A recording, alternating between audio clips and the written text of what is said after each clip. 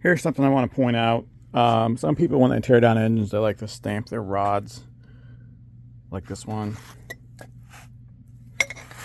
And these guys here,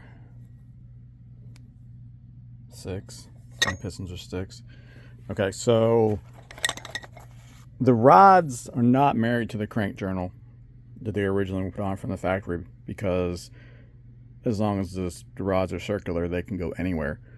The only thing you got to pay attention to is if your pistons are offset, then there's a dot, which means they go to the front. So that means that I can switch any piston around on the right bank of the engine and the left bank of the engine. 2, 4, 6. And I ran into just that. So this guy landed up at 8, that guy landed up at 10. So if I put the 8 here, it brings it to 18. If I put the 10 there, it brings it to 21.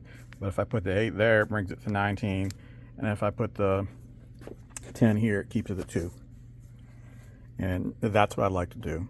Instead of having 18 and 21, it's going to be a closer spread. So what should you do? You can mark them A, B, C, D, E, F, G, H, I if you would like. You can take an electric pencil and you can scribe a mark on them. I used to do that back in the dealership with the LS's. And if you get aftermarket rods, you generally don't have to worry about any of this because they have numbers on it.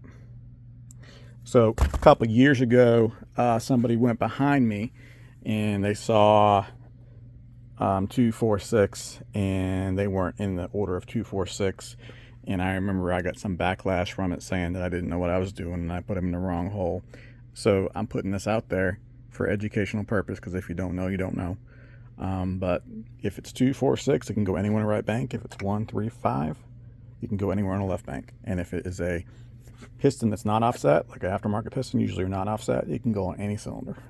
What's important is your bearing clearance.